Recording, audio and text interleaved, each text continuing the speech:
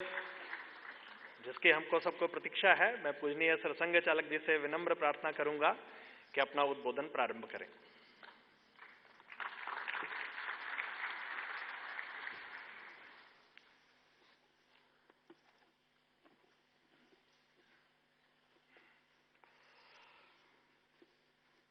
मंचस्थ माननीय संघ चालक वर्ग,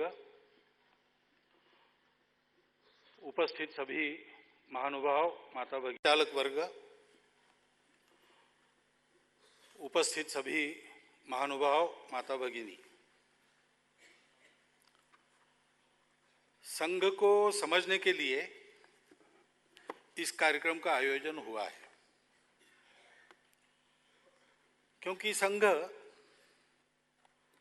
आज एक शक्ति के रूप में इस देश में उपस्थित है, ऐसा अनुभव सारी दुनिया को होता है। स्वाभाविक उसकी चर्चा चलती है, चलनी भी चाहिए, परंतु चर्चा करने के लिए वस्तु स्थिति का पता भी होना चाहिए। चर्चा कैसी चले वो तो चर्चा करने वालों का अधिकार है, परंतु वास्तविकता क्या है ये जानकर चर्चा होती है तो उसमें से सार्थक निष्कर्ष निकलते हैं। संघ का अपना काम एक अनोखा काम है। इस कार्य की तुलना करने के लिए दूसरा कोई कंपेरेबल ऐसा कहीं दिखता नहीं, और इसलिए फ्रॉम नोन टू अननोन ऐसे इसको जाना नहीं जा सकता। जानने को जाए तो गलत फहमियां होने की संभावना ज्यादा रहती है। संघ का एक अनोखा तरीका होने के कारण और संघ के कार्यकर्ता अपना काम करते रहते हैं, प्रचार प्रसिद्धि के पीछे नहीं भागते। संघ की शक्ति जैसे जैसे बढ़ती है वैसे वैसे उसका प्रचार अपने आप होने लगता है, माध्यमों का ध्यान जाता है, लोगों की चर्चा में संघ आता है तो संघ क्या है इसको जानने का सभी लोग प्रयास करते हैं। फिर कोई काम बढ़ता है, एक शक्ति स्वरूप बन जाता है, तो किसी किसी को उस शक्ति का डर भी लगता है,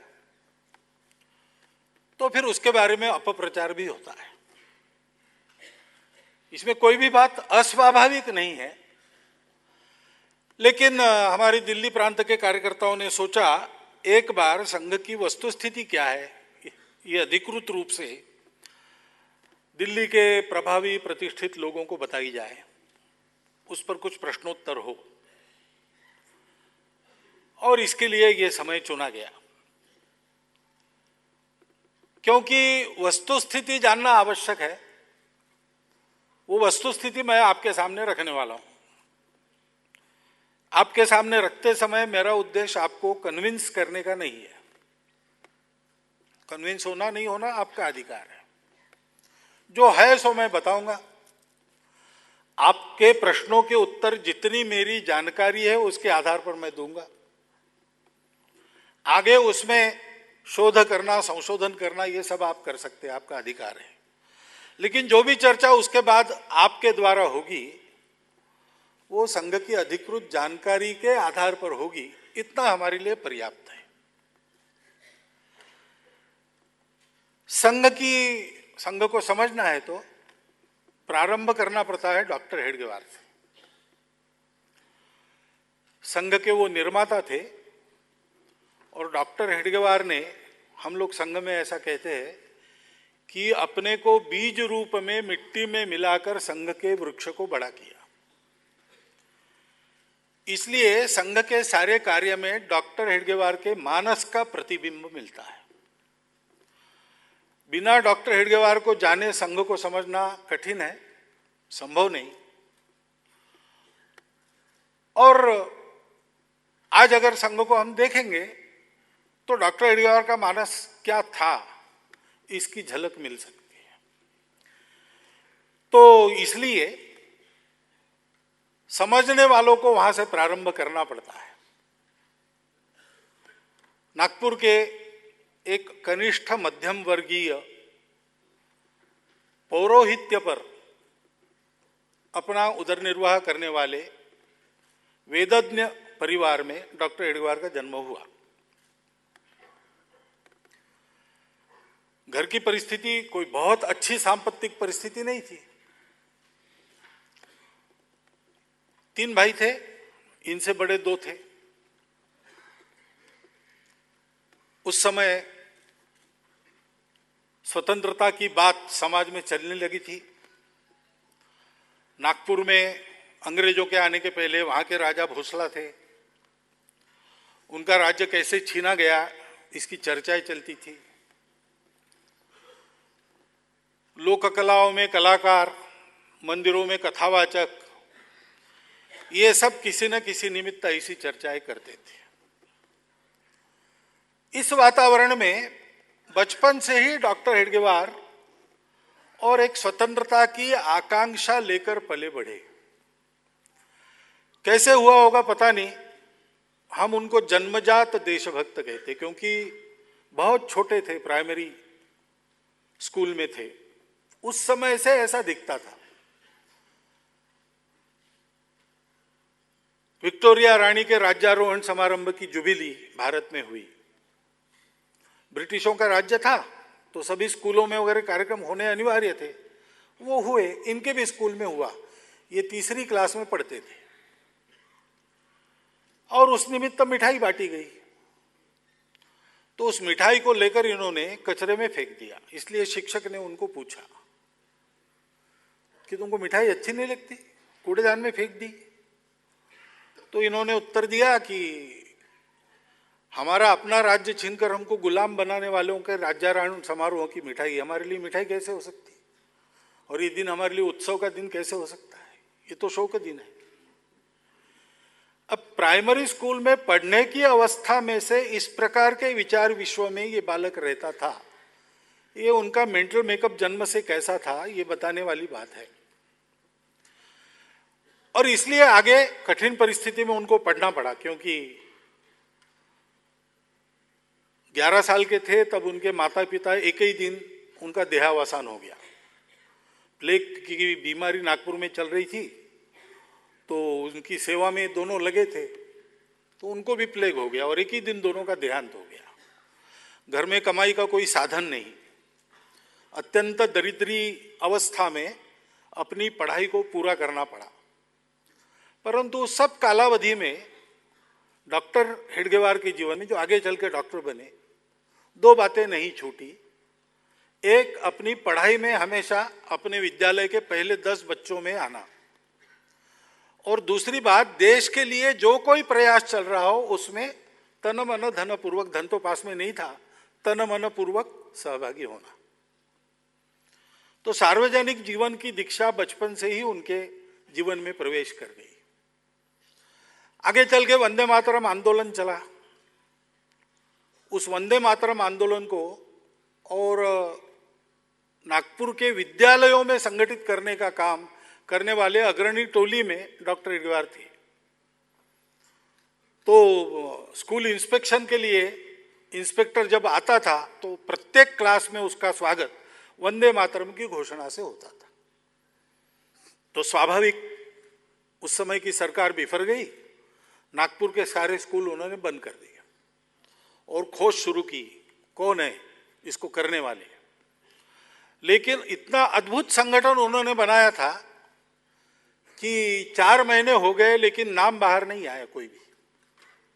अंत में फिर छात्रों के अभिभावक, सरकारी लोग, सबने मिलके एक कॉम्प्रोमाइज निकाला कि विद्यालय खोले, बच्चे विद्यालय में प्रवेश करते समय गेट पर हेडमास्टर खड़े रहेंगे और हर एक को पूछेंगे, गलती हुई ना तो मुंडी हिला के हाँ कहना। इतनी नॉमिनल अपॉलॉजी के साथ प्रवेश मिलेगा। लेकिन नागपुर में 2 विद्यार्थियों में ये नॉमिनल अपॉलॉजी देने का भी नकार दिया। उसमें एक केशव हेडगेवार थे, इसलिए उनको रस्टिकेट किया गया। तो ऐसे आंदोलनों में जिनकी पढ़ाई छूटती है उनके लिए उस समय के हमारे नेताओं ने राष्ट्रीय विद्यालय चलाए थे। उस राष्ट्रीय विद्यालय में वो पढ़े, 6-7 महीना बाकी था मैट्रिक की परीक्षा के लिए, 10वीं क्लास में पढ़ रहे थे तब की बात है। और उस मैट्रिकुलेशन की परीक्षा में निजी तौर पर प्राइवेटली अपीयर होकर और वो फर्स्ट क्लास में पास हो गए। अब इनकी ये सक्रियता और इनके दिल की ये चिंगारी नागपुर के तत्कालीन जो नेता थे उनको दिख रही थी, इसलिए उन्होंने उनको भेजा Calcutta medical college, national medical college में पढ़ाई करने के लिए। आर्थिक सहायता वगैरह थोड़ी बहुत जुटा के वहां भेज दिया। पढ़ाई का तो बहाना था, मुख्य उद्देश्य था इनको भेजने का कि वहां पर देश भर के क्रांतिकारकों की कोऑर्डिनेशन कमेटी कलकत्ता में थी, अनुशीलन समिति उसको कहते थे। उस अनुशीलन समिति से संपर्क में आकर ये और वापस छुट्टियों में आएंगे तब क्रांति कार्य सेंट्रल प्रोविंस एंड बेरार के इलाके में स्थापित करें। और दोनों काम डॉक्टर साहब ने बखूबी किए। मेडिकल कॉलेज की परीक्षा भी, अंतिम परीक्षा 4 वर्षों के बाद फर्स्ट क्लास में पास हुए और इन 4 वर्षों में अत्यंत कड़ी परीक्षाएं देकर उस क्रांतिकारक समिति के कोर कमेटी में उनका प्रवेश हुआ। उनका कोड नेम उस समय कोकेन था। तो राजस्थान से आंध्र तक क्रांतिकारकों को बसाना, उनके आजीविका की व्यवस्था करना, शस्त्र आदि उनको देना, यह सारा काम संगठक के नाते उन्होंने किया। आगे चल के क्रांतिकारक आंदोलन भी उस समय वो चरण असफल हो गया। शस्त्रास्त्र लाने वाले जहाज और भारत के किनारे पर ही पकड़े गए, अंदर के सूत्र भी पकड़े गए। तो फिर ये सारा व्यवस्थित करना, फिर से सारा समेटना, ये काम भी उन्होंने किया। लेकिन एक संकल्प इस सारे कालावधि में उन्होंने लिया कि इस जीवन में अपने को केवल देश के लिए जीना है और कुछ करना नहीं है। कॉलेज की परीक्षा पास होते ही प्रिंसिपल ने उनको कहा कि तुम अगर जाना चाहते हो तो ब्रह्मदेश में, बर्मा में तुम्हारे लिए एक अच्छी नौकरी है, 3000 रुपये वार्षिक वेतन मिलेगा। तो डॉक्टर एडगवार ने कहा कि मैंने नौकरी नहीं करना ये तय किया है। वो वापस आ गए। डॉक्टर बना हुआ व्यक्ति उस जमाने में उस पूरे इलाके में 7500 से ज्यादा डॉक्टर नहीं थे। अगर प्रैक्टिस करते तो बहुत पैसा खींचते, लेकिन उनका तो तय था कमाना नहीं, देश के काम में पूरी तरह लग जाना। लेकिन डॉक्टर बनकर आए, इसलिए विवाह के भी प्रस्ताव आने लगे। तो उन्होंने अपने चाचा को पत्र लिखा। उनके गार्डियन वही थे, माता पिता तो थे नहीं। चाचा को पत्र लिखा कि मैंने इस जीवन में आजीवन ब्रह्मचर्य पालन करते हुए देश के लिए जीवन लगाने की प्रतिज्ञा की है, मुझे विवाह वगैरह करने नहीं है। तो वो भी प्रस्ताव फिर आना बंद हो गया। और फिर उस समय आंदोलन का एकमात्र मार्ग था, अपने देश के लोगों ने मिलके भारतीय राष्ट्रीय कांग्रेस स्थापन की थी, उसके वो कार्यकर्ता बने। विदर्भ प्रदेश के प्रमुख कार्यकर्ताओं में, चोटी के कार्यकर्ताओं में उनका क्रमांक लगता था। और असहकार आंदोलन शुरू हो गया, उसका प्रचार करना था। तो गांव-गांव जाना, पैदल जाना, बैलगाड़ी से जाना, उन दिनों यातायात के साधन आज जैसे वैसे नहीं थे। सारा परिश्रम करके और लोगों को जगाने का उन्होंने प्रयास किया। तो उनको उनके भाषणों के कारण पकड़ा गया, अरेस्ट हो गए। उन पर सेडिशन का आरोप लगा, राजद्रोह का आरोप लगा और नागपुर के एक कोर्ट में अभियोग चला। तो अभियोग में अपना डिफेंस उन्होंने दिया। आंदोलन में डिफेंस नहीं देते थे लोग, जो सजा होती थी वो स्वीकार करना। इन्होंने कहा सजा तो मैं स्वीकार करूंगा, लेकिन डिफेंस में बोलूंगा, क्योंकि कोर्ट में उस समय पत्रकार भी आते थे, जनता भी आती थी। तो और एक भाषण करके अपना विषय प्रचारित करने का मुझे मौका मिलेगा, इसलिए उन्होंने बचाव का भाषण किया। उस भाषण का प्रारंभ ही यहीं से किया कि किस कानून के तहत अंग्रेजों को भारतवर्ष पर राज्य करने का अधिकार मिलता है, वो कानून अगर कहीं है तो बताओ। मैं तो आपके इस अधिकार को ही नहीं मानता, आपके कानून को भी नहीं मानता, आपके न्याय को भी नहीं मानता।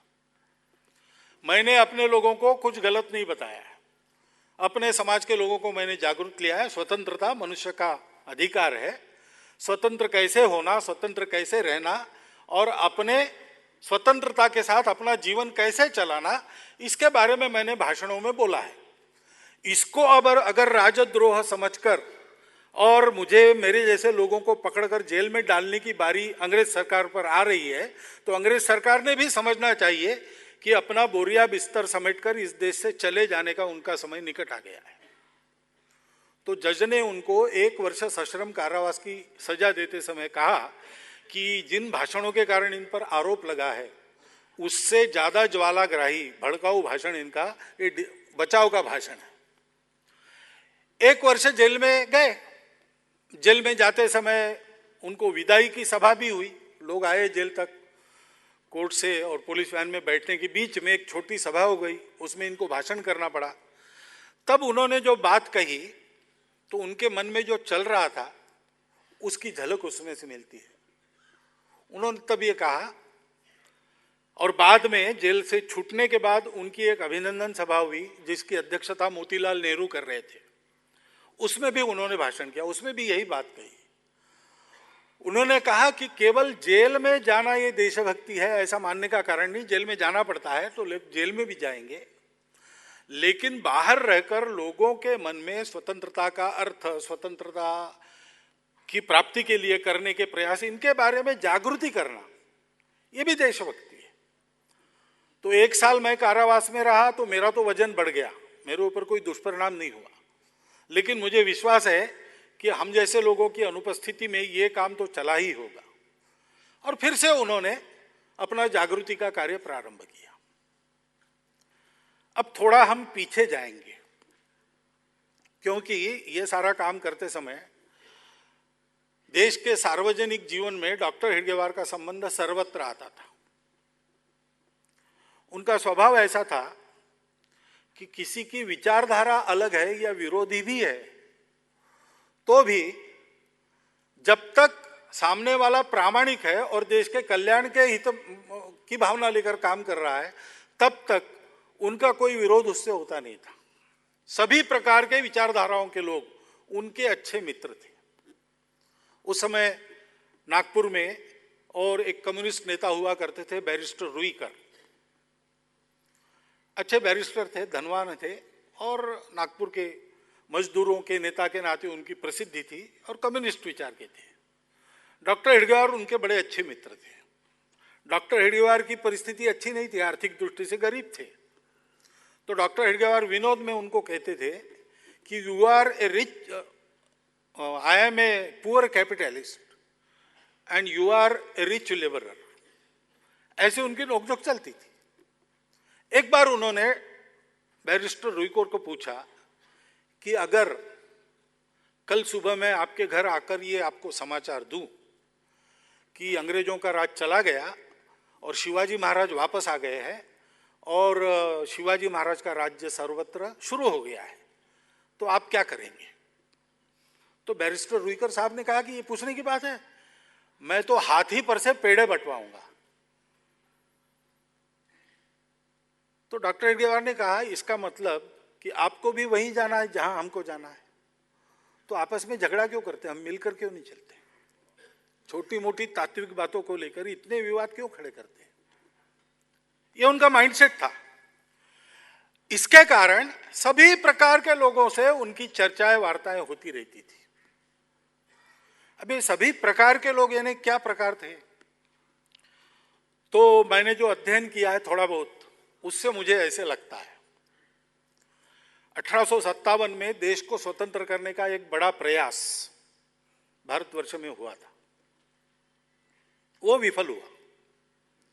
विफल होने के बाद अपने देश में और प्रमुख लोगों के मन में चिंतन शुरू हुआ कि हमारा देश, हमारी संख्या इतनी प्रचंड, हमारे पास भी सेना, राजा महाराजा सब है और अंग्रेज लोग मुट्ठी भर है, बाहर से आए हैं, यहाँ के हवामान में भी उनके लिए सब प्रतिकूलता है, फिर भी वो जीते और हम हारे, ये कैसे हुआ?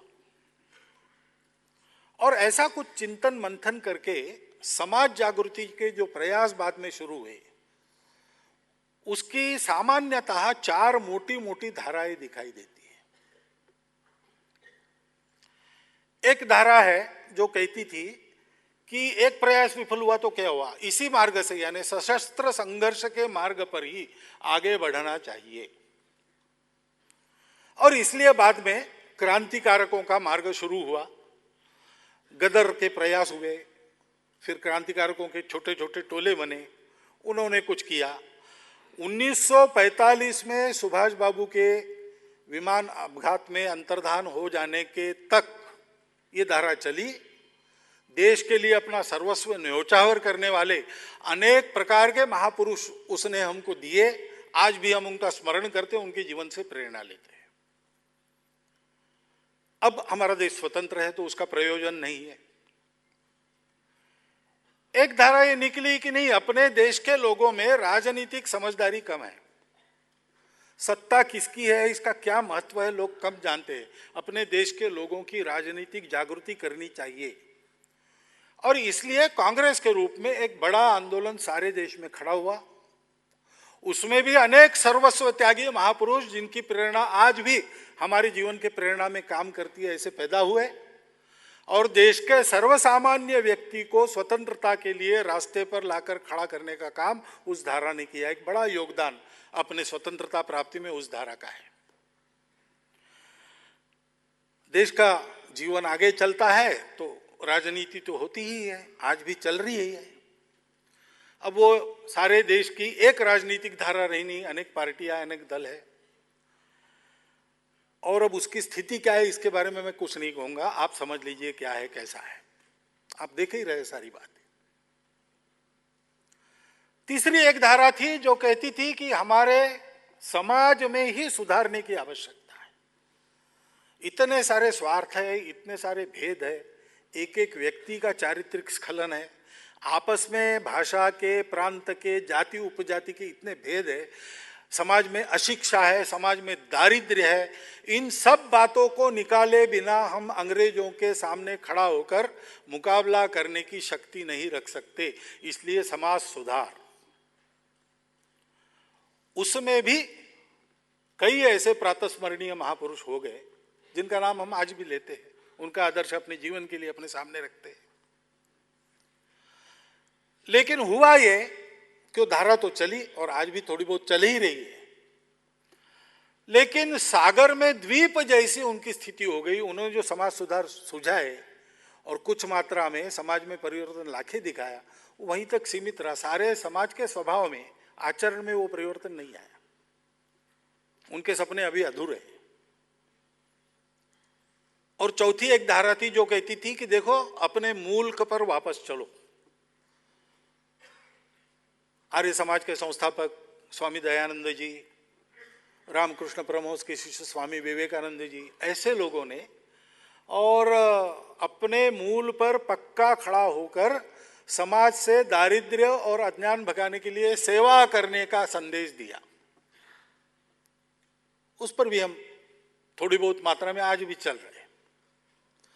लेकिन बात है कि हमारे देश में जो एक समाज का गुणवत्तापूर्ण चित्र उपस्थित होना चाहिए था, वो नहीं हो सका। स्वतंत्रता के पहले नहीं हुआ और स्वतंत्रता के बाद आज के समय में हम बैठ के जब अपने देश को देखते हैं तो हम सबको इसकी आवश्यकता महसूस होती है। उस समय काम करने वाले और आज जो ऐसा काम कर रहे हैं अथवा कर चुके हैं, ऐसे लोगों ने कहीं ना कहीं बोल के लिख के रखा है। श्री रविन्द्रनाथ टैगोर, उनका एक स्वदेशी समाज नाम का बड़ा प्रबंध है, उसमें उन्होंने कहा है कि एकात्मता की जरूरत है, आपस में झगड़े नहीं चलेंगे। और झगड़े का उपाय हमको मिल सकता है क्योंकि हमारे पास सब विविधताओं को एक साथ चलाने का परंपरा से विचार है। संस्कृति है। परंतु ये परिवर्तन राजनीति में परिवर्तन होने के कारण नहीं आता, समाज में परिवर्तन होना चाहिए। समाज में परिवर्तन होगा तो समाज जीवन के सारे क्रियाकलाप अपने आप परिवर्तित हो जाएंगे। वहां से शुरू करके यहां नहीं पहुंचा जा सकता, यहां से शुरू करके वहां पहुंचना पड़ेगा। और फिर आगे वो कहते कि इसके लिए नायक की आवश्यकता है जो शुद्ध चारित्र संपन्न है, समाज के सब लोगों के प्रति जो आत्मीय भाव से बरतता है और समाज के मन में उसके प्रति पूर्ण विश्वास है। ऐसे नायक को खड़ा करना पड़ेगा। उन्होंने एक वचन कहा है, अपना इतना बड़ा विविधताओं से भरा हुआ देश है, मुझे लगता है कि जगह जगह ऐसे नायक चाहिए जिनके करने से और समाज का आचरण वातावरण बदलेगा। ये उन्होंने कहा है। Sir Manabendranath Roy, communist party की स्थापना जिन्होंने की, बाद में वो रेडिकल ह्यूमैनिस्ट बने और अपने जीवन का एक दस्तावेज के रूप में उन्होंने जो द रेडिकल ह्यूमैनिज्म नाम का ग्रंथ लिखा, वो आपने देखा होगा या देखिए जरूर। उसके अंतिम प्रकरणों में वो एक निष्कर्ष बताते हैं।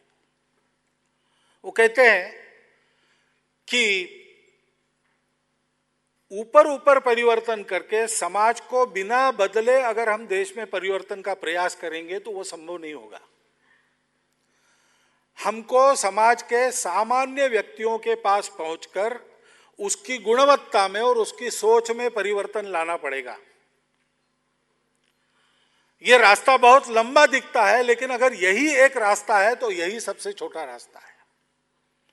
अन्य शॉर्टकट ढूंढेंगे तो shortcut will cut you short, ये उनका वचन है। अपने पूर्व राष्ट्रपति डॉक्टर अब्दुल कलाम अरुणाचल में गए थे, तब उन्होंने जो भाषण किया था उसमें उन्होंने 3 बातें बताई थी कि हमारे देश में हम लोगों को अपने प्रति, स्वयं के प्रति, अपने देश समाज के प्रति विश्वास जागृत करने की आवश्यकता है। हम सब कर सकते हैं और ये करना है तो हमको लोक शक्ति का जागरण करना पड़ेगा। और आगे वो कहते हैं कि लोक शक्ति के जागरण के लिए हमको अपने प्राचीन संस्कृति के संस्कारों का पुनरुज्जीवन करना पड़ेगा। अरुणाचल का वो भाषण उपलब्ध है, देख सकते हैं आप। उनके किताबों में सर्वत्र कहीं ना कहीं ऐसी बातें आ जाती थी। अमूल जिनके कारण बना, अभी हाल में जिनका देहांत हुआ, डॉक्टर वर्गीस कुरियन, उन्होंने अपना आत्मचरित्र लिखा है, आई टू हैड ए ड्रीम। उसमें उन्होंने लिखा है कि केवल शासकीय व्यवस्थाओं पर निर्भर रहकर सामान्य समाज की उपेक्षा करने का एक क्रम ऐसे ही चलता रहा तो इस देश में कोई बड़ा काम होना संभव नहीं है। हमको समाज को शिक्षित करना पड़ेगा, उसको ऊपर उठाना पड़ेगा, उसके बल पर सारे प्रयास यशस्वी होंगे। ये मैं क्यों बता रहा हूं? डॉक्टर हेडगेवार पूर्णतया देश के सार्वजनिक जीवन में सक्रिय थे और कहीं ना कहीं इन सब कार्यक्रमों के माध्यम से उनका देश के मूर्धन्य चिंतकों से कहीं ना कहीं संपर्क आया था। उन्होंने वो क्रांतिकारकों का भी काम उन्होंने किया, उस समय स्वतंत्रता आंदोलनों में भी सहभागी हुए, समाज सुधार के कार्य भी उनके हाथ से वो करते थे। उन्होंने देश की जागृति के लिए सभाएं ली, मंदिर कथा प्रवचनों में एक ही उनका था, देश को जागृत करना। एक बार उनके इस सतत के और आग्रह से ऊब कर उनके मित्रों ने तय किया कि एक बार इनसे भाषण करवाएंगे जिसमें देश विषय आएगा ही नहीं, और इसलिए उनको एक छोटे गुट में स्टडी सर्कल में बुलाया और विषय दिया, नींद पर भाषण करो, स्लीप। अब क्या देश की बात करेंगे? तो डॉक्टर हेडगेवार ने वहां भाषण किया कि नींद, आप सब डॉक्टर लोग हैं इसलिए आप जानते हो नींद बड़ा महत्व का विषय है, उसके बिना स्वास्थ्य ठीक नहीं रहता, अच्छी नींद आनी चाहिए क्योंकि आज देश को स्वस्थ तरुणों की आवश्यकता है। फिर देश की परिस्थिति, तरुणों का कर्तव्य, इस पर बोले। ऐसे लगातार देश की चिंता में ही व्यस्त ऐसे वो थे तो सबसे उनकी चर्चाएं होती थी, सबके विचारों का विमर्श उनको मिलता था, सबके विचारों में वो जाते थे। गांधी जी जब येरवड़ा में पकड़े गए, 28 मार्च शायद वो दिनांक था, तो नागपुर के कांग्रेस कमेटी ने तय किया कि प्रति मास 28 तारीख को गांधी जी का स्मरण करेंगे, उनके विचारों का स्मरण करेंगे। और 1922 में 28 अप्रैल को पहला एकत्रीकरण उनको बुलाना था किसी को, उन्होंने डॉक्टर हेडगेवार को बुलाया वक्ता के नाते। तो डॉक्टर हेडगेवार ने वहां उनको कहा कि गांधी जी का मात्र स्मरण करने से काम नहीं चलेगा, उनके जीवन में जो पराकोटि का त्याग है और संपूर्ण निस्वार्थ भाव से देश समाज के लिए काम करने की जो ललक है, उसका हमको अनुकरण करना पड़ेगा। वो सुभाष बाबू से मिले थे, वो सावरकर जी से मिले थे, क्रांतिकारकों से उनका तो संबंध था ही। राजगुरु जब भूमिगत हुए तो नागपुर में, विदर्भ में उनके रहने की व्यवस्था उन्होंने की थी। ऐसे सब लोगों से उनकी चर्चाएं होती रहती थी। उसमें से उनके ध्यान में आया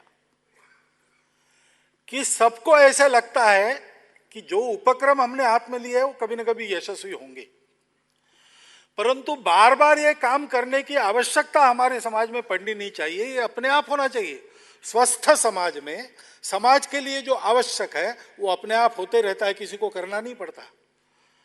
लेकिन ये जो बार बार आवश्यकता पड़ती है, इसका कारण हमारे समाज की कोई कमियां हैं, और उन कमियों को सुधार कर अगर हम समाज को खड़ा नहीं करेंगे तो हमारे सब काम या तो अपूर्ण रह जाएंगे, या तो तात्कालिक रूप से ही सफल होंगे, या असफल भी हो सकते हैं।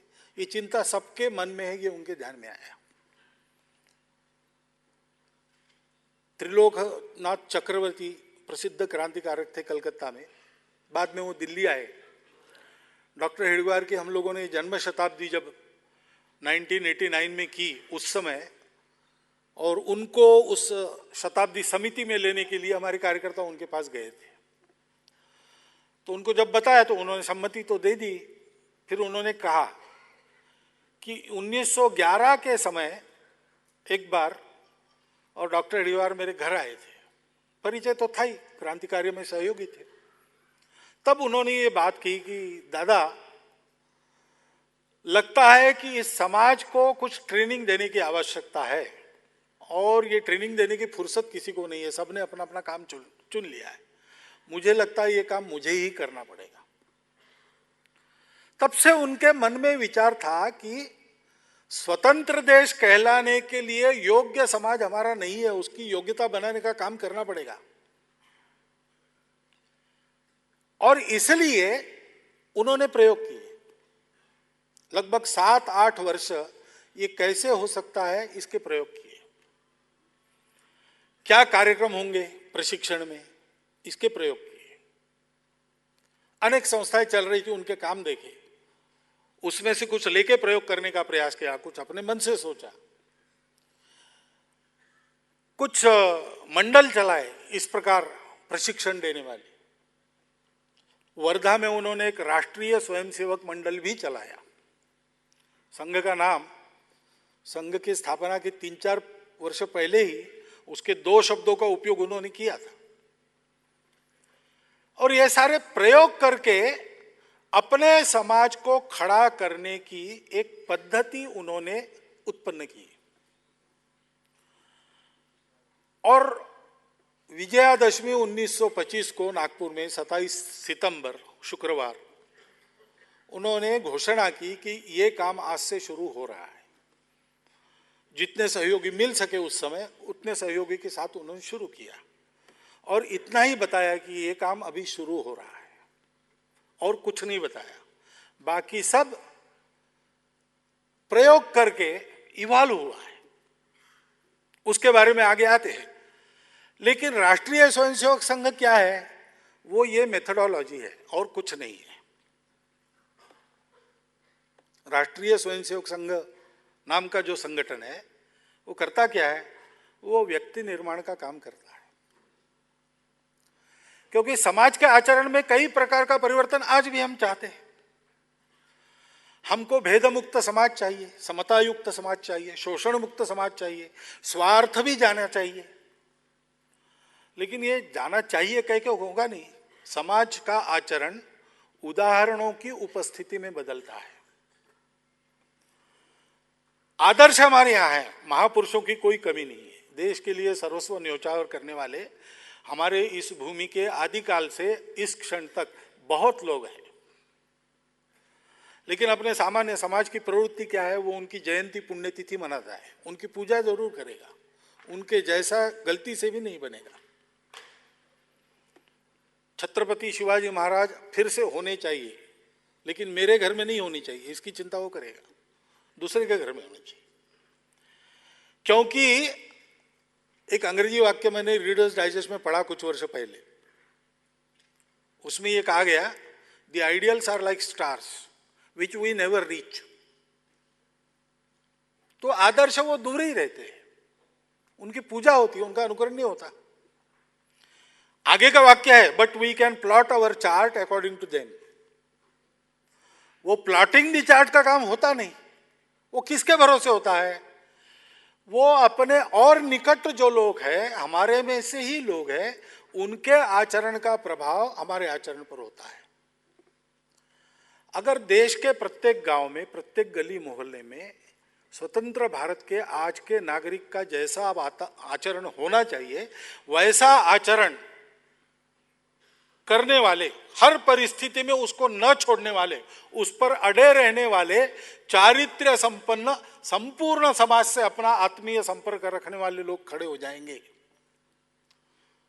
तो उस वातावरण में समाज का आचरण बदलेगा। संघ की ये योजना है, प्रत्येक गांव में, प्रत्येक गली में अच्छे स्वयंसेवक खड़े करना। अच्छे स्वयंसेवक का मतलब है जिसका अपना चारित्र्य विश्वासास्पद है, शुद्ध है, जो संपूर्ण समाज को, देश को अपना मानकर काम करता है, किसी को भेदभाव से, शत्रुता भाव से नहीं देखता, और इसके कारण जिसने समाज का स्नेह और विश्वास अर्जित किया है। ऐसा आचरण करने वाले लोगों की टोली प्रत्येक गांव में, प्रत्येक मोहल्ले में खड़ी हो। ये योजना 1925 में संघ के रूप में प्रारंभ हुई। संघ बस इतना ही है, इससे ज्यादा नहीं। डॉक्टर एडगर को पूछा गया कि आप क्या करेंगे। पहली बार जब संघ का पथ संचलन 1928 में नागपुर में हुआ, ज्यादा लोग नहीं थे, 21-22 ऐसी संख्या थी। लेकिन अपने समाज में उस समय 21-22 लोग भी एक दिशा में कदम मिलाकर चल रही है, दृश्य बड़ा दुर्मिल था, इसलिए लोग प्रभावित हो गए और डॉक्टर एडगर के पास गए, क्योंकि उनको पता था ये क्रांतिकारक मनोवृत्ति के आदमी है, इन्होंने अपना जीवन देश के लिए समर्पित किया है। तो उनको लगा इनकी जरूर कोई दूर की डिजाइन है, दूर की गोटी कुछ खेल रहे। तो जरा विश्वास में लेकर, डॉक्टर साहब अब अपने 50 लोग हो गए, अब आप आगे क्या करेंगे? तो डॉक्टर साहब ने कहा 50 के बाद 500 करेंगे। बोले 500 के बाद फिर 500 होने के बाद? तो बोले 5000। तो 5000 होने के बाद तो अभी हुए कहा? नहीं हो गए, मान लो हो गए, तो क्या करेंगे? तो बोले 50,000 करेंगे। तो ऐसा बढ़ते 5 करोड़ तक पहुंचा, तब उसने ऊब कर पूछा कि यानी आप क्या करेंगे, क्या इनका करेंगे क्या? तो बोले कुछ नहीं करेंगे, इतना ही करेंगे। डॉक्टर साहब ने कहा कि संपूर्ण हिंदू समाज को हमको संगठित करना है, उसमें अपना अलग संगठन नहीं खड़ा करना है, सबको संगठित करना है।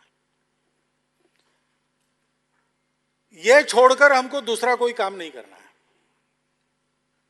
क्योंकि ऐसा समाज खड़ा हो जाने के बाद जो होना चाहिए वो अपने आप होगा, उसके लिए और कुछ नहीं करना पड़ता। संपूर्ण हिंदू समाज को संगठित करने के लिए राष्ट्रीय स्वयंसेवक संघ की उस समय स्थापना हुई। ये हिंदू क्यों आया, ये बहुत बड़ा प्रश्न समाज से आता है, आज भी आता है।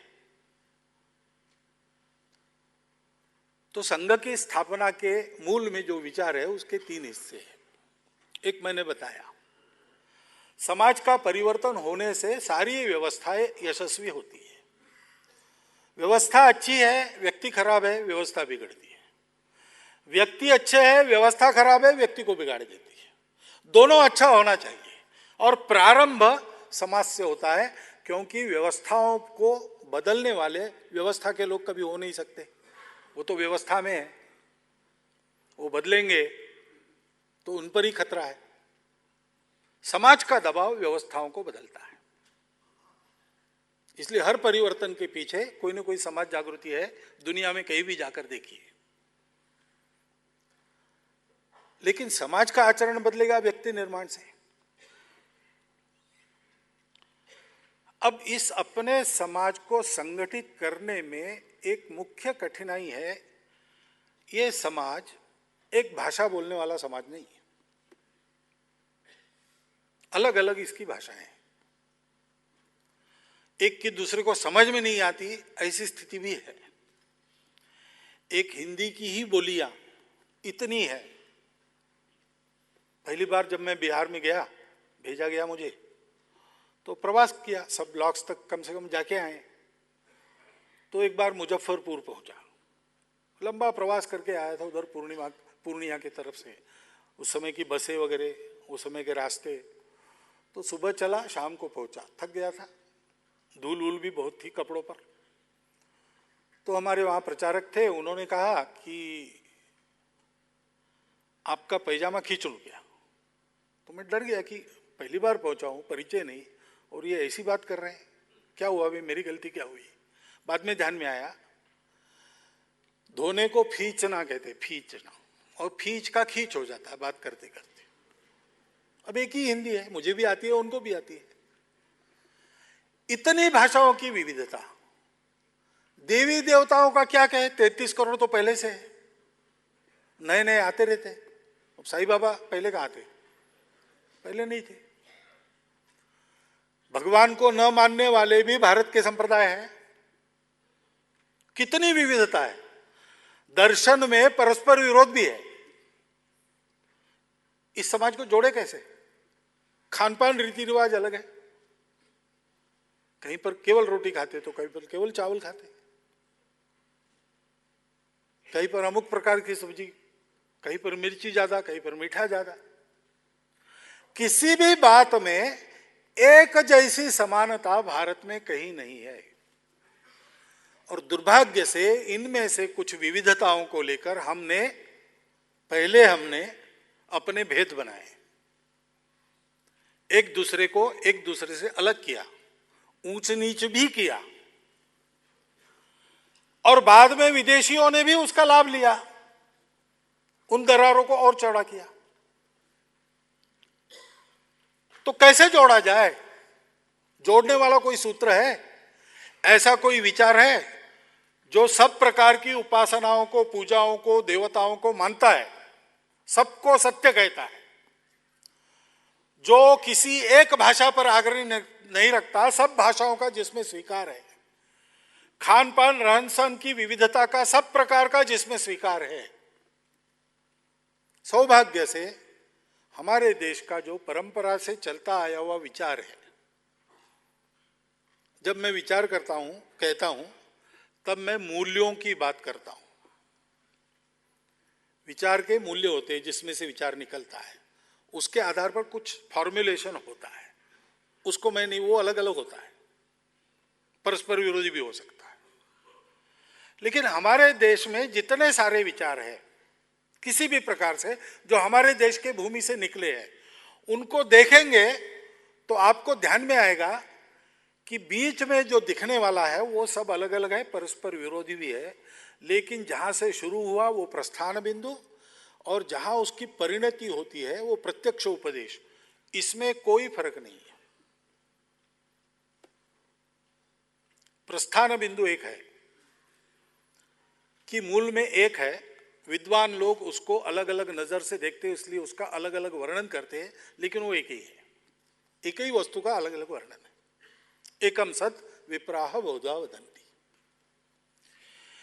इसलिए विविधताओं से डरने की कोई बात नहीं, विविधताओं का स्वीकार करो,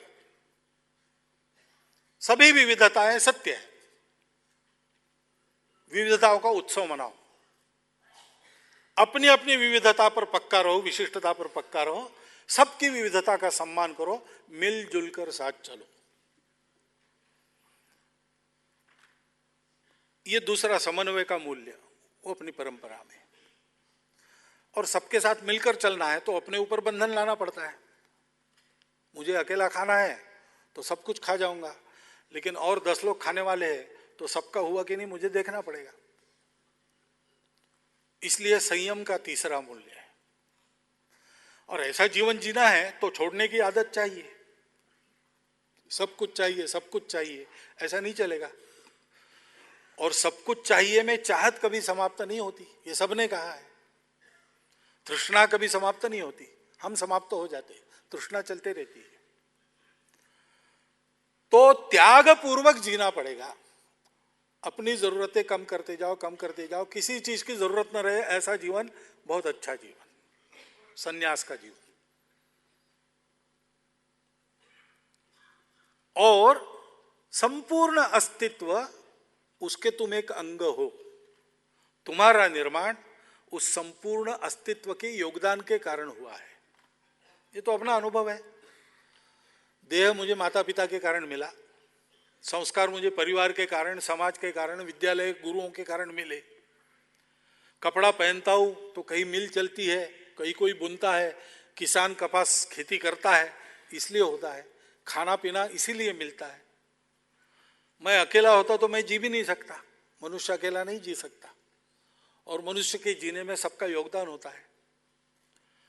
तो ये समझो कि आप इस सृष्टि का एक अविभाज्य अंग हो, उसमें आपको योगदान करना है, उसके प्रति कृतज्ञ रहो। ये कृतज्ञता का 5वां मूल्य। ये 5 बातें सर्वत्र भारत से निकले हुए सब विचारों में मिलती है। वो एक क्या है, इसका दर्शन जब शुरू होता है तब फिर वो अलग अलग है। कोई इसको जड़ मानता है, कोई उसको चेतन मानता है, कोई उसको ईश्वर मानता है, कोई उसको और कुछ मानता है। परस्पर विरोध भी है, खंडन मंडन भी चलता रहा है, लेकिन कभी भी समाप्ति किसी की किसी ने नहीं की। सब लोग साथ चले, शास्त्रार्थ चलते रहे।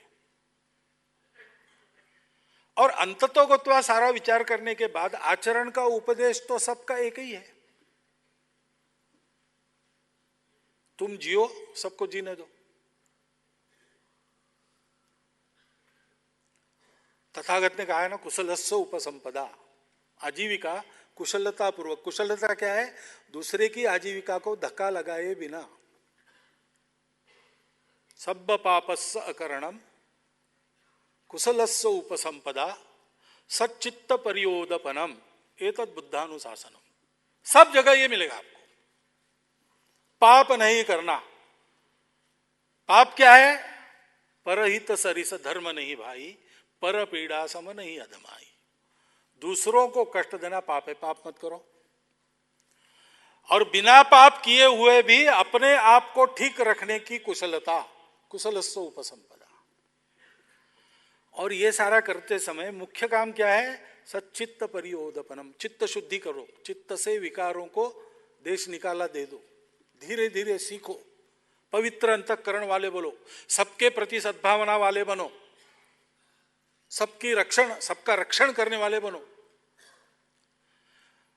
विस्तार पूर्वक वर्णन होता है तो सब जगह सत्य, अहिंसा, अस्तेय, अपरिग्रह, ब्रह्मचर्य मिलता है। सब जगह संतोष, स्वाध्याय, तपस, ईश्वर प्रणिधान मिलता है। यह हमारे जोड़ने की बात है। और पीढ़ी दर पीढ़ी हमारे यहां पर जो परिवारों में व्यवहार सिखाया गया संस्कारों के द्वारा, जिससे हमारी संस्कृति बनी, उस संस्कृति का आचरण इसी आचरण को बताता है। किसी के भी घरों, मैं तो कहता हूं कि भारत के बाहर से जो संप्रदाय भारत में आए और उनके अनुयायी आज भारतीय लोग हैं, इस्लाम है, ईसाईयत है, वो अगर भारतीय है तो उनके घरों में भी उन्हीं संस्कारों का प्रचलन आज भी मिलता है। हमको जोड़ने वाली ये मूल्याधारित संस्कृति है। और हम देखते अपने इतिहास को और अध्ययन करते तो हमारे ध्यान में आएगा, जब इन मूल्यों की अनदेखी करके बाकी हमने रचा, तब हमारा पतन हुआ। तब हमारे समाज में न्याय का अंतर्धान होकर अन्याय आ गया। उसके कारण हम दुर्बल हुए, उसके कारण हम परतंत्र हुए। डॉक्टर एडगवार हमेशा कहते थे कि अपने दुर्वस्था का कारण अंग्रेजों को इस्लाम का आक्रमण हुआ, इसलिए मुसलमानों को कब तक देते रहोगे। ये हुआ कैसे कि हजारों मील दूर से मुट्ठी भर आक्रामक आए और सोने की चिड़िया कहलाने वाला सूरमाओं का भारत उन्होंने देखते देखते जीत लिया। तुम्हारी कोई कमी है, उसको ठीक करो। कभी कभी वो कहते थे, आज देश की प्रमुख समस्या आपको कौन सी लगती है? मैं भी उनका अनुकरण करता हूं इस प्रश्न के उत्तर में। वो कहते थे, सबसे बड़ी समस्या यहां का हिंदू है। अपने मूल्यों को भूलकर हमने जब आचरण शुरू किया, हमारा पतन शुरू हुआ। विस्तार में मैं जाता नहीं, क्योंकि बहुत समय लगेगा, 2 दिन में नहीं होगा फिर। लेकिन आप अध्ययन करेंगे, जाएंगे, तो अपने देश के पतन का प्रारंभ हमारे पतन से हुआ है, और उसका उपाय यही है, इस पर वापस आना पड़ेगा। अब इन मूल्यों को आप बताएंगे तो उसको कहेंगे हिंदू, हिंदू विचार कहेंगे, दुनिया के लोग कहेंगे। हमने तो नहीं कहा, हमको दुनिया ने ऐसा कहा। ये जो मूल्याधारित आचरण की बात है, संस्कृति है, उस संस्कृति के कारण हमारा हिंदूपन है, हिंदूनेस है, इसलिए हिंदुत्व हम सबको जोड़ता है। ये विचार उन्होंने किया, और इसलिए उन्होंने कहा कि संपूर्ण हिंदू समाज का संगठन करेंगे, क्योंकि समाज में लोग हैं, भारतीय समाज अपना ही समाज है, लेकिन उसमें हम हिंदू नहीं है कहने वाले लोग हैं, उसके कारण है। लेकिन ये कंटेंट अगर बताना है तो इनको जोड़ने वाला शब्द कौन सा है? दूसरा नहीं है। इसलिए उन्होंने स्पष्ट घोषणा की कि हिंदुस्तान हिंदू राष्ट्र है, हम हिंदू समाज को संगठित करेंगे। ये घोषणा उन्होंने इसलिए नहीं की कि उनको किसी का विरोध करना था। ये किसी तात्कालिक घटनाओं की प्रतिक्रिया का परिपाक नहीं था, क्योंकि वो इसके परे पहुंच गए थे अनुभव से। इसको ठीक करो, समाज को पहले ठीक करो, समाज को जोड़ो। भेद रहित स्वार्थ मुक्त समाज ही राष्ट्रीय स्वतंत्रता की और स्वतंत्रता के बाद राष्ट्र के परम वैभव की गारंटी है, दूसरी नहीं। विचारधारा अपने जगह है, नीतियां अपने जगह है, सरकारें अपने जगह है, राजनीतिज्ञ अपने जगह है, लेकिन इन सब के आकांक्षाओं की पूर्णता तब होती है जब ऐसे समाज में ये लोग होते हैं, फिर वो सहायक बनते हैं। नहीं तो अपने देश में स्वतंत्रता के बाद योजनाएं कम हुई क्या? राजनीति के क्षेत्र में तो एक दूसरे पर आरोप चलता है, आपने ठीक नहीं किया, आपने ईमानदारी से नहीं किया। मैं उन आरोपों को नहीं करता। कितना भी कहो, कुछ तो हुआ ही है, कुछ तो ईमानदारी से किया ही गया है, लेकिन उसके परिणाम क्यों नहीं मिलते? We have to deserve it. We have to be a deserving society. समाज में अनुशासन है क्या? अनुशासित समाज वैभव को प्राप्त करता है। स्वतंत्र देश के हम नागरिकों में सिविक सेंस है क्या? सिविक सेंस का पालन ये दैनंदिन जीवन में देशभक्ति का आविष्कार है। देश के लिए रोज मरना नहीं पड़ता, देश के लिए जीना पड़ता है रोज। जब मरने की बारी आती है तब देश के लिए मरने वाली भी बड़े संख्या ने उस समाज ने दी है जिस समाज को देश के लिए जीना मालूम था। और इसलिए यह व्यक्ति निर्माण का कार्य, हिंदू, इस विषय के बारे में और चर्चा हम थोड़ी बाद में करेंगे, लेकिन ये करना कैसे, इसकी मेथोडोलॉजी आरएसएस है, ऐसा मैंने आपको बताया। मैं उस दूसरे भाग पर पहले आता हूं, क्योंकि कई बार ऐसा लगता है आपको, संघ की कार्यक्रम वगैरह आप देखते हैं, वहां एक व्यक्ति ऑर्डर देता है, संघ उत्तिष्ठ, सब लोग खड़े हो जाते हैं, उपविष्ट, सब लोग बैठ जाते हैं। तो लोगों को लगता है कि संघ बड़ा ही डिक्टेटोरियल ऑर्गेनाइजेशन है। और संघ का एक व्यक्ति होता है सामने सरसंघ चालक, तो उसको गलती से चीफ भी कहा जाता है आजकल बाहर की भाषा में। तो उनको लगता है कि ये चीफ है इसलिए ये बोलेंगे और सब हिलेगा, और इनके मन से सब चलता है। तो इसलिए संघ को अंदर से आकर देखने पर आपको सब बातें पता चलेगी जो मैं अब बताने वाला हूं, लेकिन केवल मेरे बताने पर मत जाइए, अंदर आकर देखिए, आपको वही बातें मिलेगी। डॉक्टर हेडगेवार ने ये सारे प्रयोग पहले कर लिए थे। संपूर्ण हिंदू समाज को संगठित करने का तरीका क्या है और ऐसा करते करते उसके परिणाम कैसे होंगे, क्या होंगे, ये सारा उनके आंखों के सामने स्पष्ट था। वो प्रतिभा उनकी अलौकिक थी, उनका जीवन बड़ा गहरा था। लेकिन संघ स्थापना की घोषणा करने के अलावा उन्होंने दूसरा कुछ नहीं किया। घोषित कर दिया आज से संपूर्ण हिंदू समाज को संगठित करने वाला यह संघ प्रारंभ हुआ है, ऐसा बोला और बैठक समाप्त हो गई। तो फिर साथी आ गए कि अच्छा शुरू हुआ, करना क्या है? तो करना क्या है तो तय करो, साथ में बैठो, आगे क्या करना तय करो। उस दिन हमारी शाखा नहीं शुरू हुई, ये शाखा बात की बात है। ये संघ पहले बैठकों के रूप में, तो ऐसा करेंगे, मास में एक बार बैठक करेंगे। अब मास की बैठक का अनुभव ऐसा आया कि पहली 2-4 बैठकों में तो लोग आए, बाद में बुलाना पड़ा, बाद में बुलाने पर भी नहीं आना शुरू हुआ। तो लोगों ने कहा कि ये मास का नहीं, साप्ताहिक करते, आदत रहेगी। फिर दैनिक पर आ गए और दैनिक बैठकें होने लगी कमरे के अंदर, चर्चा उसमें।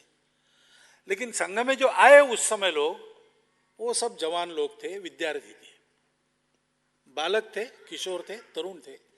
कमाने वाले लोग तो बहुत ही थोड़े थे। डॉक्टर हेडगेवार स्वयं उस समय 35 साल की आयु में थे। वो संघ के एल्डर्स में एक थे, एल्डर्स 5-6 थे, उसमें एक डॉक्टर हेडगेवार थे। तो जवान लोगों ने सोचा कि ये क्या रोज आकर कमरे के में अंदर बैठकर, अरे भाई जवान लोग हैं, कुछ हाथ पैर हिलाएंगे, तो चलो शारीरिक कार्यक्रम करेंगे, मैदान पर कबड्डी खेलेंगे। बाहर क्या कर सकते हैं, कबड्डी खेलो, छोटे छोटे खेल खेलो।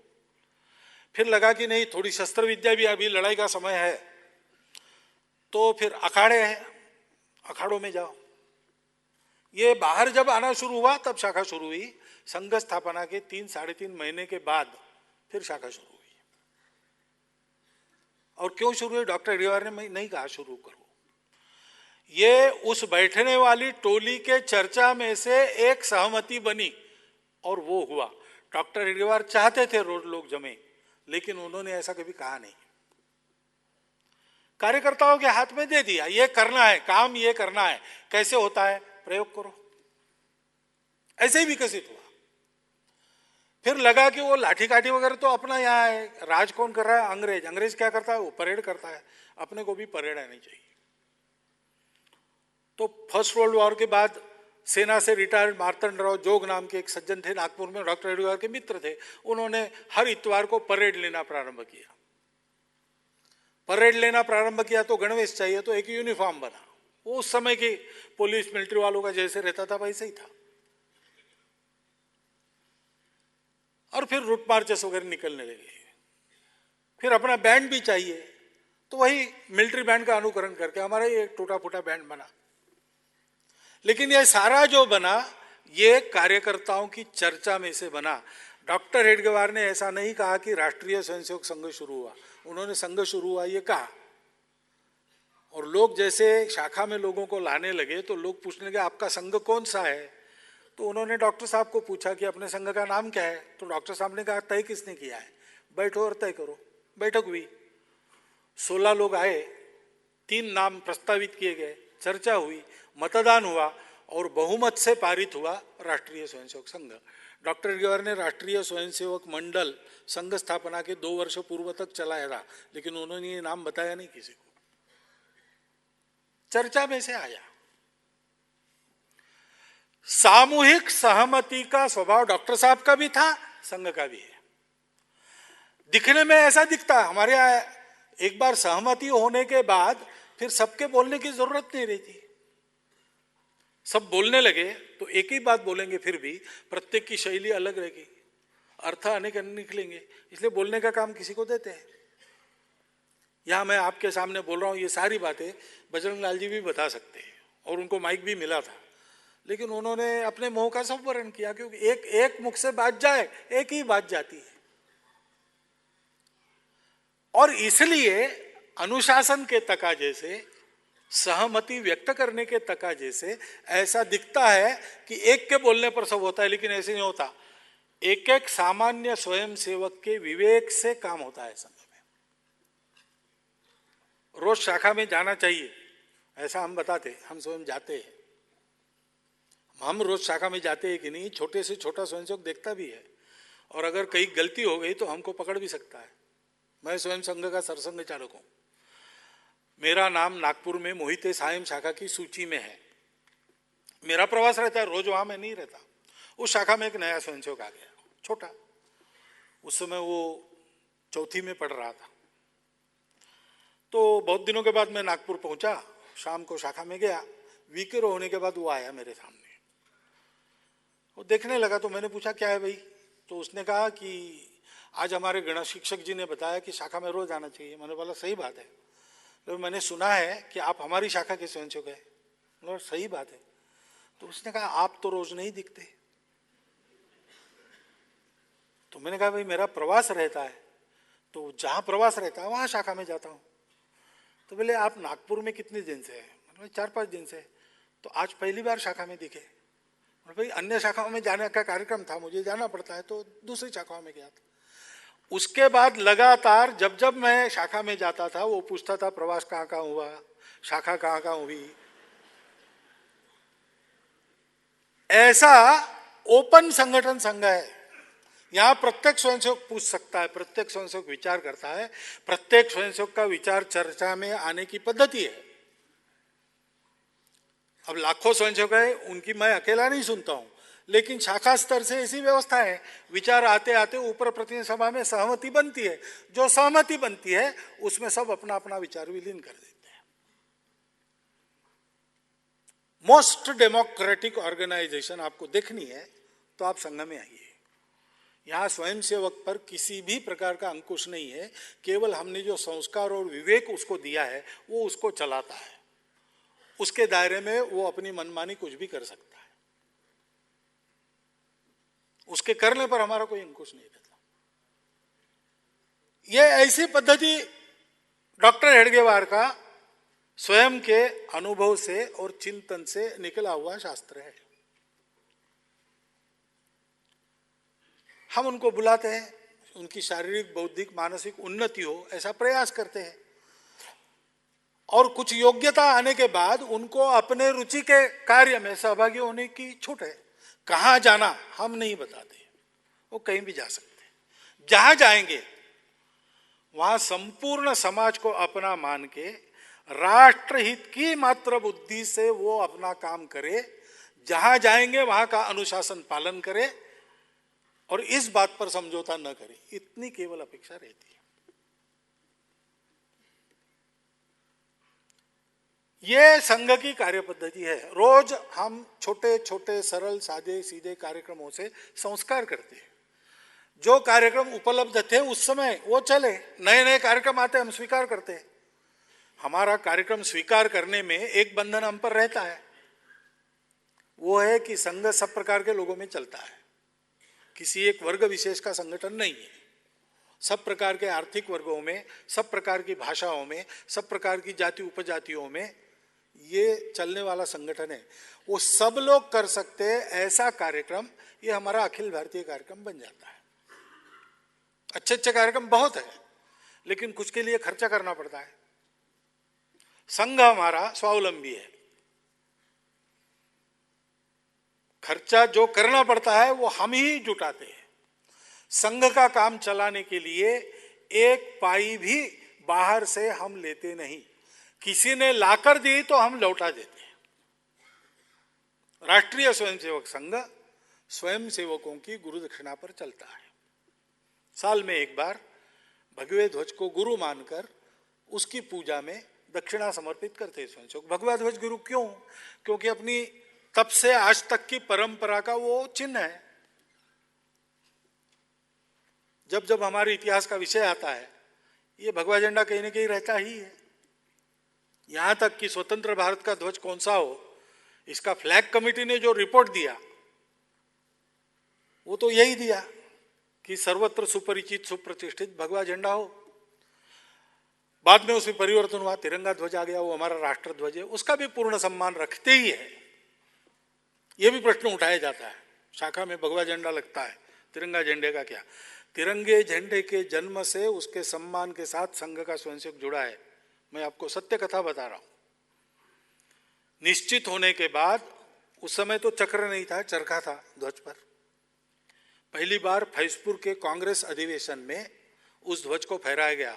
80 फीट ऊंचा ध्वज स्तंभ लगाया था, नेहरू जी उसके अध्यक्ष थे। तो वो बीच में लटक गया, ऊपर पूरे जा नहीं सका, और इतना ऊंचा चढ़ के उसको सुलझाने का साहस किसी का नहीं था। एक तरुण भीड़ में से दौड़ा, वो सरसर उस खंबे पर चढ़ गया, उसने वो रस्सियों की गुत्थी सुलझाई, ध्वज को ऊपर पहुंचा के नीचे आ गया। तो स्वाभाविक लोगों ने उसको कंधे पर लिया, नेहरू जी के पास ले गए। नेहरू जी ने उसकी पीठ थपथपाई और कहा कि तुम आओ शाम को खुले अधिवेशन में, तुम्हारा अभिनंदन करेंगे। लेकिन फिर कुछ नेता आए, कहा कि उसको मत बुला, वो शाखा में जाता है। जलगांव में फैजपुर में रहने वाले श्री किशन सिंह राजपूत नाम के वो स्वयंसेवक थे। उस समय 5 वर्ष या 6 वर्ष पहले उनका देहांत हो गया, वृद्ध हो गए। डॉक्टर हेडगेवार को पता चला, डॉक्टर हेडगेवार प्रवास करके गए। डॉक्टर हेडगेवार ने उनको एक छोटा सा लोटा चांदी का, छोटा सा पुरस्कार के रूप में भेंट दिया, उसका अभिनंदन किया। तब से पहली बार फहराया गया, तब से इसके सम्मान के साथ स्वयंसेवक जुड़ा है। जब पहली बार कांग्रेस ने संपूर्ण स्वतंत्रता का प्रस्ताव पारित किया लाहौर के अधिवेशन में, तो डॉक्टर साहब ने सर्कुलर निकाला सब शाखाओं में कि हम लोग संचलन निकाले। 1931 की बात है, और संचलन में तिरंगे ध्वज के साथ संचलन निकाले और कांग्रेस का अभिनंदन करने वाला प्रस्ताव शाखाओं के द्वारा पारित करके भेजा जाए कांग्रेस कमेटी के पास। डॉक्टर हेडगेवार, उनके जीवन में देश का परम वैभव, देश की स्वतंत्रता, यही जीवित का गंतव्य था। संघ में दूसरा क्या हो सकता है? और इसलिए अपने स्वतंत्रता के जितने सारे प्रतीक हैं, उन सब के प्रति संघ का स्वयंसेवक अत्यंत श्रद्धा और सम्मान के साथ समर्पित रहा है। इससे दूसरी बात संघ में नहीं चल सकती। खैर, उस भगवे ध्वज को गुरु मानते हैं, उसके सामने गुरुदक्षिणा करते हैं, और उसमें जितना होता है उसमें हम अपना खर्चा चलाते हैं। आज की भी स्थिति, संघ इतना बड़ा और प्रसिद्ध हो गया है, और बड़े बड़े स्वयंसेवक भी संघ के और अच्छे कमाने वाले लोग हैं। फिर भी मैं जानता हूं कि हमको थोड़ा मार्च महीने के बाद जुलाई महीने तक खर्चा चलाने में थोड़ी तंगी आ जाती है। सेवा के काम अनेक स्वयंसेवक करते हैं, उसके लिए समाज का सहायता लेते हैं। उनके ट्रस्ट बने, वो बाकायदा निधि संकलन करते हैं, उसका हिसाब रखते हैं, सारी बातें वो जैसा प्रोसीजर है कानून का वैसा करते हैं। लेकिन राष्ट्रीय स्वयंसेवक संघ ये बाहर से पैसा नहीं लेता, दिया तो भी नहीं लेगा। संघ को चलाना है संघ के स्वयंसेवक को, ऐसा स्वावलंबी हमारा संगठन है, और संस्कार का काम है। तो इसमें प्रचार का बहुत ज्यादा काम नहीं होता, क्योंकि भाषण तो आप बहुत सुनते होंगे, ग्रंथ तो आपने बहुत पढ़े होंगे, लेकिन जो लिखा पढ़ा है, समझा है, उसको आचरण में उतारना, इसके लिए आदत ही काम करती है, और दूसरी कोई बात काम नहीं करती। वो आदत लगाने का काम शाखा में होता है। रोज आदत होती है, अनुशासन की आदत होती है, समाज को अपना मानकर सारी बातें करने की आदत होती है, पहले दिन से शुरू होता है। और इसलिए कोई आसमानी आपत्ति आ जाए, जैसे केरल में आ गई, संघ का स्वयंसेवक सबसे पहले पहुंचता है। क्यों पहुंचता है? उनको आपदा प्रबंधन का ट्रेनिंग शाखा में नहीं मिलता, हमारे वर्गों में नहीं मिलता। अब हम सोच रहे हैं कुछ खड़ा करें उसके लिए, लेकिन अब तक तो नहीं मिला। वो पहले गए कैसे? हमने एक भाव उत्पन्न किया और हमने एक अनुशासन की पद्धति उत्पन्न की। संपूर्ण देश में सब लोगों को यह प्रशिक्षण मिले, सारा समाज राष्ट्रीय स्वयंसेवक संघ इस मामले में बन जाए, इस इच्छा से हम इसको कर रहे हैं। इससे क्या होगा, आप लोगों को इससे क्या साधना है? हमको और कुछ नहीं साधना है, यही साधना है और कुछ नहीं। बहुत लोग इसके जो उद्देश्य चिपकाते हैं वो बिल्कुल नहीं है। हम संघ का डोमिनेशन नहीं चाहते, उल्टा है संघ का विचार। अगर संघ डोमिनेशन के कारण इस देश में कुछ अच्छा हुआ ऐसे इतिहास लगेगा तो वो संघ की बहुत बड़ी पराजय होगी। क्योंकि हम चाहते हैं कि देश का इतिहास, देश का वर्तमान देश के लोगों के कारण बने।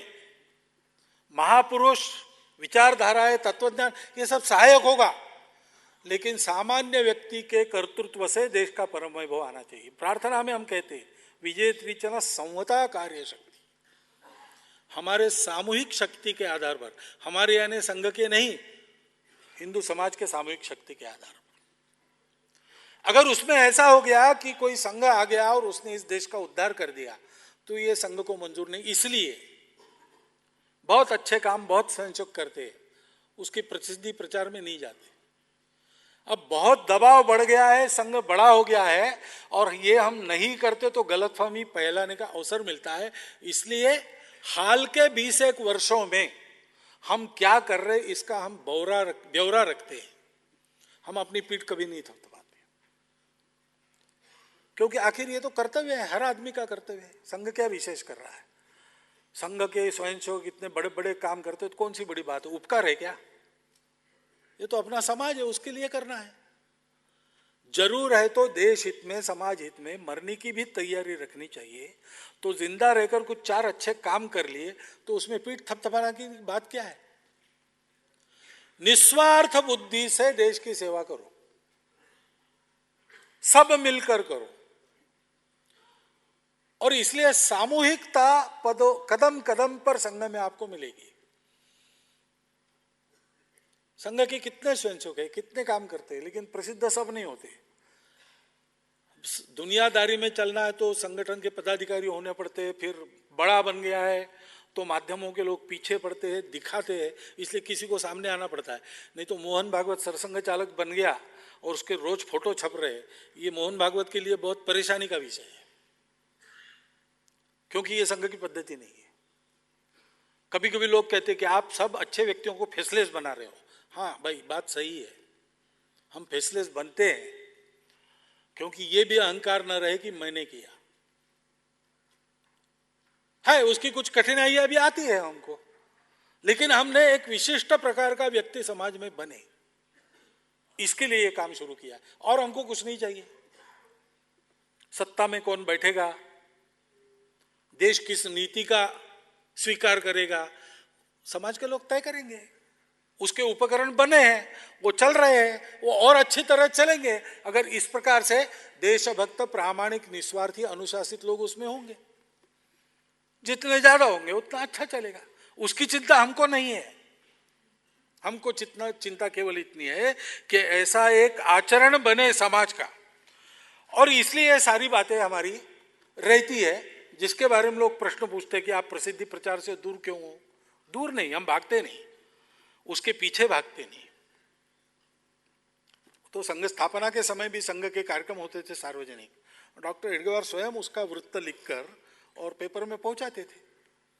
उन्होंने वो संपादक भी रह चुके थे, वो एक वृत्तपत्र के व्यवस्थापक भी रह चुके थे, उनको अनुभव था। उनके संघ के कौन से कार्य विभाग होने चाहिए, ऐसा एक डॉक्यूमेंट मुझे मिला अभिलेखागार में, उसमें लिखा है प्रसिद्धि विभाग, तब 1936 की बात। लेकिन हमारे संस्कार के काम में उसका उपयोग नहीं है। और इसलिए जब पर्याप्त काम हो गया, कुछ करके दिखाया छोटा मोटा, तब हमने हमारा एक प्रचार विभाग 1980 के दशक में बनाया, वो अब चल रहा है। लेकिन प्रसिद्धि परांगमुख यानी मैं मेरी प्रसिद्धि नहीं चाहता, मैं कार्य की प्रसिद्धि जरूर चाहता हूं। और आगे हम जो करने वाले हैं उसकी प्रसिद्धि हम नहीं करते, जो किया है उसकी जानकारी के रूप में प्रसिद्धि करते हैं। क्योंकि जो हम करते हैं उसका उदाहरण भी बन सकता है। यहाँ हमने ऐसा किया, अन्य लोगों को भी प्रेरणा मिलती है। बहुत से लोग साथ लग जाते हैं, बहुत से लोग अपने अपने ढंग से अलग से स्वतंत्र रूप से वैसा ही काम करने लगते हैं। हमको आनंद है उसमें। देश में सूर्योदय हो वो हमारे मुर्गे के बांग देने से ही हो, ऐसा हमारा विचार नहीं है। सूर्योदय हो इससे हमारा मतलब है, उसके लिए एक विशिष्ट प्रकार का समाज चाहिए, वो हम खड़ा करते हैं। अब एक बात रह जाती है इस कार्य पद्धति में, दो बातें रह जाती है। एक तो है कंट्रोल, रिमोट कंट्रोल, ऐसे शब्द चलते हैं। संघ का स्वयंसेवक है, वो अपने बाकी जीवन में क्या करे, कौन सा सार्वजनिक कार्य करे, वो सोचे। वो जब चाहता है वो करे। अमुक जगह काम करो ऐसा हम उसको नहीं कहते, वो चुनता है अपना कार्य क्षेत्र। आज संघ के स्वयंसेवक अनेक क्षेत्रों में काम कर रहे हैं। ये जो सारे संगठन है स्वयंसेवकों का जिसमें प्रभाव है, वो निर्णयों की दृष्टि से, नीति की दृष्टि से स्वतंत्र, अलग, स्वायत्त, व्यवस्था के दृष्टि से स्वावलंबी है। वो स्वयंसेवक है, संघ से विचार लेते हैं। वो स्वयंसेवक है, कोई गलती न कर बैठे, संघ चिंता करता है। लेकिन अपने अपने कार्य क्षेत्र में क्या करना क्या नहीं करना वो उनका निर्णय रहता है। अब पुराने हो गए तो उनकी एक्सपर्टाइज भी है और किसी को उनको सलाह देने की आवश्यकता भी नहीं। ये सारे संगठन स्वतंत्र, अलग, स्वायत्त, स्वावलंबी रूप से चलते हैं। संघ के स्वयंसेवक है, इसलिए उनका आना जाना, मिलना, सुख दुख की बात करना और अच्छे कामों में एक दूसरे को मदद करना, ये चलता है। अच्छे कामों में दूसरों की मदद करना ये सबके लिए खुला है। वो केवल वही उन्हीं संगठनों को करना है ऐसी बात नहीं है। अच्छे काम में जो कोई है, हमारी जितनी शक्ति है हम उसकी मदद करेंगे। हमको विचारधारा का संकोच नहीं है, हमको संघ के बारे में उनका क्या मत है इसका भी संकोच नहीं है। वो अच्छा काम कर रहे हैं, प्रामाणिकता से कर रहे हैं, हमारे स्वयंसेवक है वहां प्रभावी, वो जरूर मदद करेंगे। लेकिन कंट्रोल की बात नहीं रही थी। समन्वय बैठक इसलिए नहीं होती है कि कोई कॉमन पॉलिसी तय होती। समन्वय बैठक इसलिए होती है कि उन लोगों को अपने अपने कार्य क्षेत्र में काम करते समय, क्योंकि विपरीत प्रभावों में काम करना है, अपने संस्कारों का स्मरण हो, इसलिए बीच बीच में संघ के वातावरण में कुछ समय उन्होंने निकालना। वहां वो बात करते हैं, चर्चा करते हैं, आइडियाज लेते देते हैं। वो आइडियाज वो फॉलो करे इसका बंधन नहीं है, वो उनका प्रश्न है। और दूसरी बात है कि संपूर्ण हिंदू समाज को संगठित करते समय महिलाओं का क्या? तो ये प्रश्न डॉक्टर हेडगेवार को एक महिला ने ही पूछा, 1931 में पूछा कि आप बात कर रहे हैं हिंदू समाज के संगठन की, 50% महिलाओं को तो वैसे ही छोड़ दिया आपने।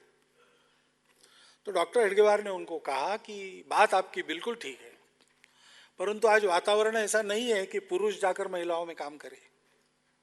इससे कई प्रकार की गलतफहमियों को मौका मिलता है।